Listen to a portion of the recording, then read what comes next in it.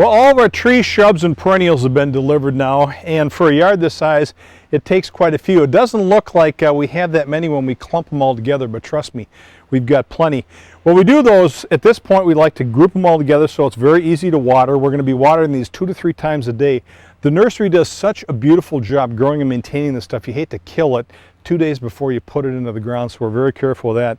Another thing is all of these plants, you'll notice, are container grown, which makes them very easy to plant.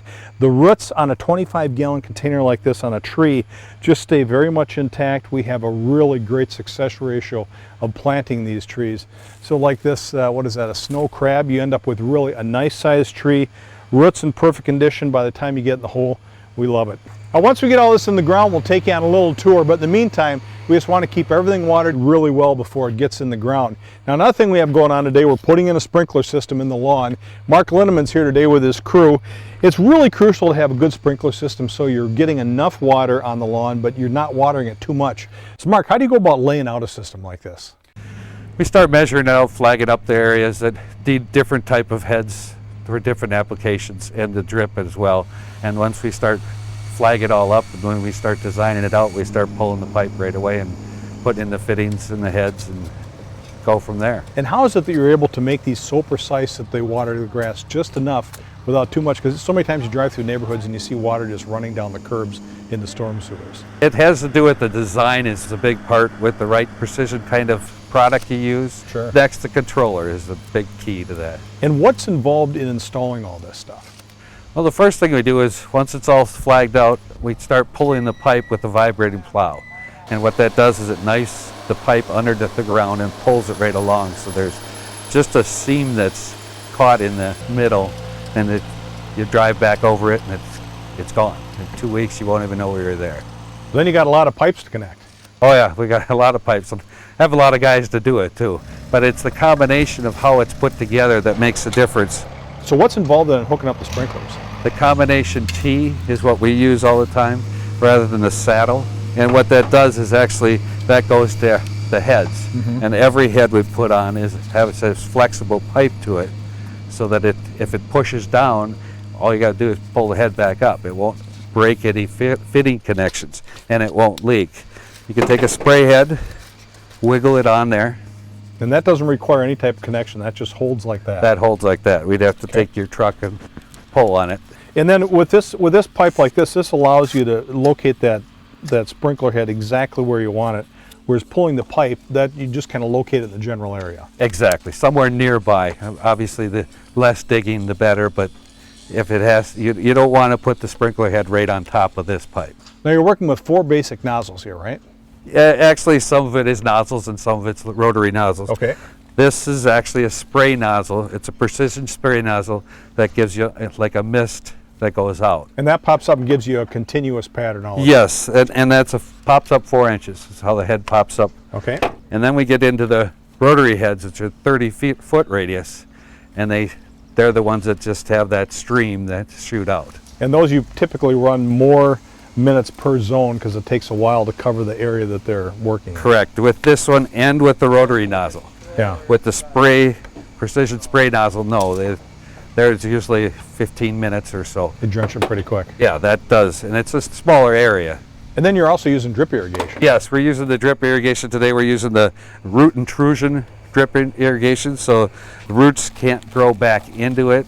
Okay. When it's off. The roots like to go wherever moisture is, but this type of drip irrigation has that capability to where roots will not go in it. So you don't have to worry about over time. Pretty soon your drip irrigation doesn't work anymore. Exactly. It's all clogged with. Well, there would be emitters that will all of a sudden stop on you, but it stops that. Okay. Now it's actually the controller though that's the brains behind the whole outfit, right? Yeah, the controller actually tells each zone what to do as far as how long to run. The one we're using today is right here. We're going to end up with 15 zones here at this place, and you can control that from it. Usually it's in the garage. There's a rain sensor that goes on them, or a moisture sensor, or a climate logic, which is basically a weather station that goes with that. So how does the climate logic thing work? What it does is it knows the temperature out. It will sense rain by the rain sensor, but it knows how cool it is at night, and it won't water. You tell it when to start, it tells you when it's going to end.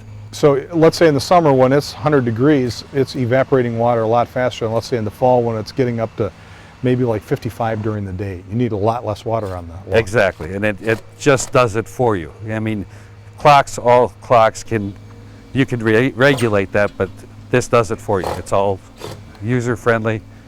It's good to go.